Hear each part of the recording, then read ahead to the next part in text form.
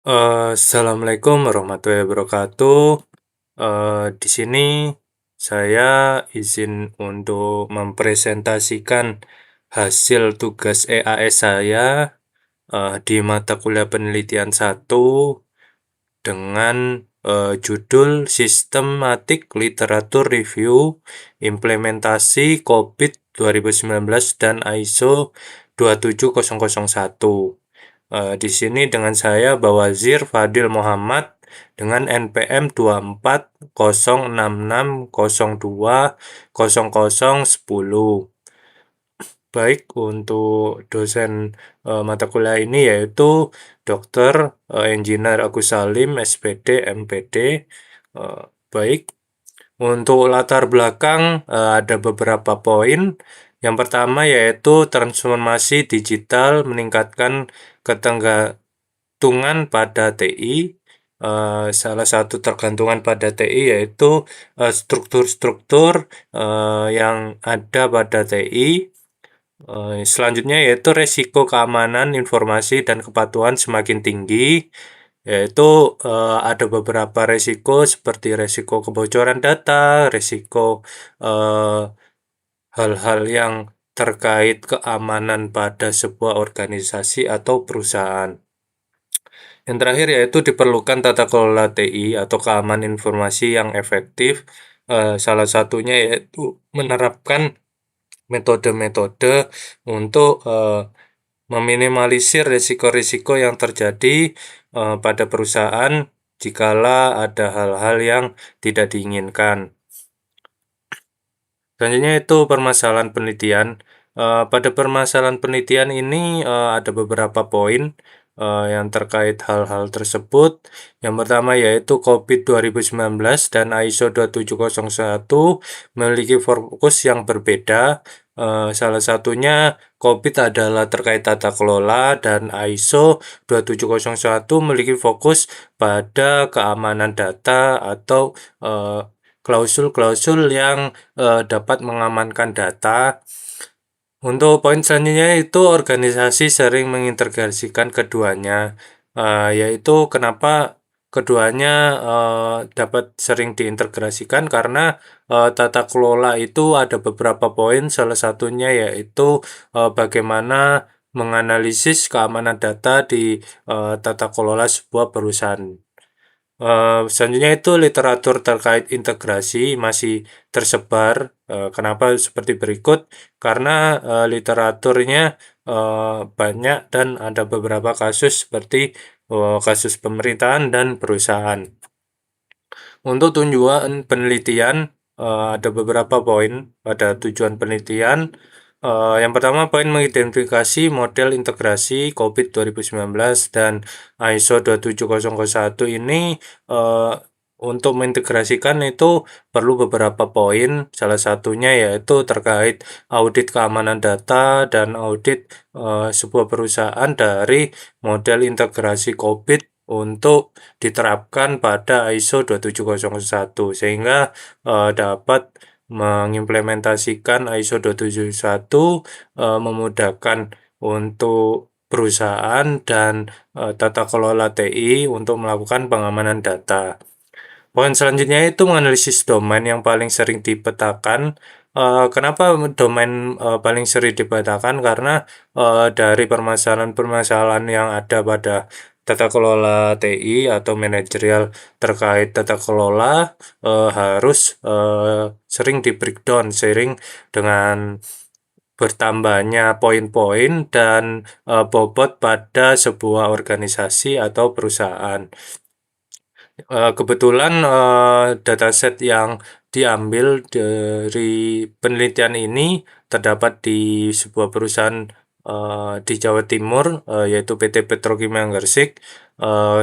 Di perusahaan tersebut cukup kompleks dari keamanan data dan poin-poin yang harus diterapkan pada struktur organisasi di sebuah perusahaan. Selanjutnya itu mengkaji manfaat dan tentang integrasi.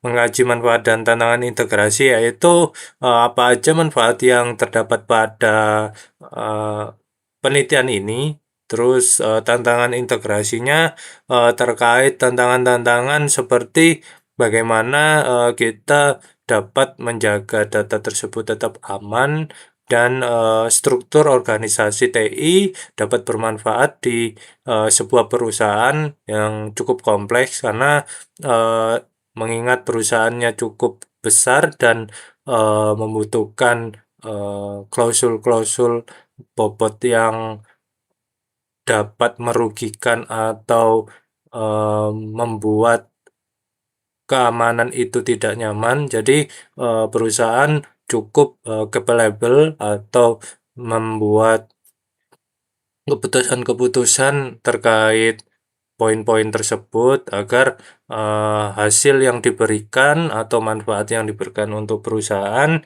dapat diterapkan pada klausul-klausul atau penelitian yang dapat kita sampaikan. Baik, untuk selanjutnya yaitu terkait COVID 2019. Kenapa di sini saya memiliki COVID 2019, tidak memiliki COVID 2003, 4 atau kok maksudnya COVID 23 atau 4 atau COVID 5, karena COVID 2019 yaitu COVID yang cukup terupdate dan klausulnya cukup skupnya cukup baik atau terupdate dalam hal-hal keamanan atau sebagai menunjang pertumbuhan dan keberlangsungan sebuah perusahaan, mengingat perusahaan yang dikaji cukup kompleks dan cukup berbobot. Selanjutnya itu fokus pada value delivery, RACE, dan resource optimize. Kenapa harus di poin-poin tersebut fokusnya? Karena cukup kompleks, sebagaimana yang saya jelaskan sebelumnya. Untuk risk dan delivery cukup menunjang keberlangsungan dari sebuah organisasi atau perusahaan untuk keamanan dan keterbaikan dalam pengolahan atau pemakaian data. Selanjutnya itu domain utama yaitu APO, PAI, DSS, dan MEA. Kenapa domain itu? Karena cukup kompleks di poin-poin tersebut untuk parameter-parameter yang akan kita gunakan. Selanjutnya terkait ISO atau IEC 2701. ISO adalah standarisasi yang diterapkan oleh sebuah organisasi di dalam atau di luar negeri untuk menerapkan sertifikasi atau keamanan yang diberikan suatu organisasi atau perusahaan sehingga dapat memiliki dokumen atau tata kelola yang sesuai dengan poin-poin yang harus dimiliki suatu perusahaan, terutama salah satunya ISO 2701, yaitu keamanan data atau terintegrasi terkait data yang harus dikelola sehingga membuat keamanan dari perusahaan tidak melebar kemana-mana. Selanjutnya yaitu ada beberapa poin. Yang pertama, standar sistem manajemen keamanan informasi atau ISMS. Dan kedua yaitu menjaga konfidensial, integrasi, available, dan GAA. Poin terakhir yaitu berbasis risk management. Selanjutnya metodologi penelitian. Di metodologi penelitian poin pertama yaitu sistem literatur review atau SLR. Yang kedua yaitu mengacu pada pedoman prima. Kenapa pedoman prima? Yaitu pedoman yang terkait hal-hal yang harus dikuasai oleh berbagai perusahaan. Selanjutnya database atau scope IEEE atau Scholar dan lain-lain di jurnal yang menjadi poin-poin literatur review. Di sini saya mengambil jurnal-jurnal yang harus memenuhi syarat 5 tahun ke belakang. Saya ngambil dari tahun 2001 sampai 2024 atau 2025 terakhir untuk penelitian-penelitian yang terbaru. Untuk model terintegrasi pada RQ1, dari model terintegrasi pada RQ1 ada beberapa. Yang pertama hybrid mapping model, kemudian maturity assessment model, risk atau tolerance. Terkait domain yang sering diintegrasikan RQ2 yaitu strategi perencanaan atau strategi, yang kedua PAI atau pengembangan implementasi sistem, yang ketiga yaitu DSS operation insiden keamanan atau keamanan insiden. Poin terakhir yaitu MEA monitor evaluation. Yang selanjutnya itu poin ketiga R3 manfaat integrasi. Yang pertama evaluasi tata kelola dan keamanan heuristik. Yang kedua efisien atau sumber daya dan audit. Yang ketiga yaitu peningkatan kematangan dan keamanan. Untuk poin yang keempat yaitu tantangan terintegrasi. Yang pertama yaitu kompleksitas framework. Yaitu kenapa kompleksitas framework cukup penting, karena di sini saya memakai COVID 2019, yaitu framework ini sangat terbaru dan sangat kompleks untuk menuju klausul-klausul tersebut. Selanjutnya yaitu tidak ada matriks kinerja terstandar. Kenapa? Karena cukup kompleks ya data-data yang kami terima terkait hal-hal tersebut. Untuk yang terakhir yaitu keterbatasan SDM atau risk organisasi. Selanjutnya yang terakhir yaitu kesimpulan.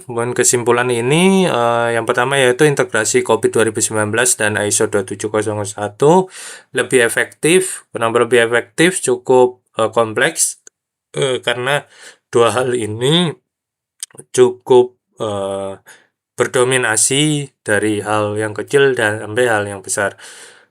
Untuk selanjutnya EPO dan PAI menjadi domain kunci. Cukup poin-poin dua tersebut harus sesuai dengan klausul-klausul yang ada. Yang poin terakhir yaitu dipertemukan model adaptif atau metrik terintegrasi. Untuk model-model akan disesuaikan sesuai dengan standar yang diperoleh. Baik, terima kasih. Saya selanjutnya akan saya presentasikan terkait jurnal yang akan saya tampilkan atau saya submit di publish jurnal yang standar dengan Sinta.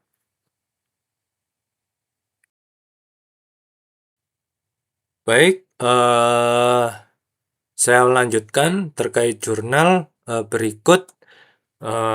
Template jurnal dan hal-hal yang poin-poinnya saya upload pada jurnal. Yang pertama terkait jurnal yang saya upload di mana, yaitu jurnal informatika dan rekayasa perangkat lunak atau JATIKA pada Universitas Tengkorak Indonesia. Selanjutnya judulnya yaitu Sistem Literatur Review Implementasi COVID 2019 dan 2701 Evaluasi Tata Kelola dan Keamanan Informasi.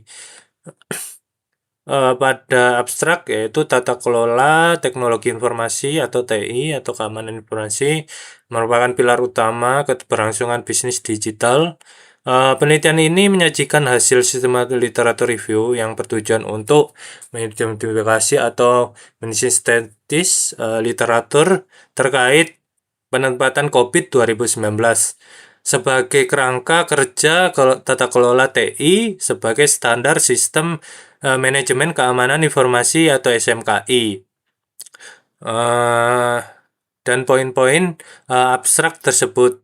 Untuk pendahuluan ada beberapa poin. Yang pertama latar belakang, kerangka kerja standar utama, tujuan penelitian, dan konteks penelitian. Untuk metodologi penelitian ada beberapa poin yaitu metodologi penelitian, pertanyaan penelitian RQ, strategi perencanaan literatur, kinerja induksi, penelitian kualitas sistematik data. Poin ketiga yaitu RQ1, model metodologi integrasi, RQ itu keselarasan domain, COVID, manfaat efektivitas, tantangan utama. Untuk kesimpulan yaitu integrasi COVID 2019 dan ISO 2701 merupakan praktik unggulan untuk mencapai keselarasan tujuan bisnis, tata kelola TI, dan keamanan informasi. Penelitian selanjutnya disarankan untuk mengambilkan modul integrasi dan kinerja serta dukungan optimasi dalam integrasi. Untuk jurnal sistem literatur review ini cukup banyak saya cantumkan, ada beberapa sampai 100 jurnal. Mungkin dari poin-poin tersebut hal yang akan saya submit dan saya kumpulkan sesuai tugas yang diberikan oleh Bapak dosen. Terima kasih atas perhatiannya. Izin saya tutup bila ada salah kata atau ucapan. Wassalamualaikum warahmatullahi wabarakatuh.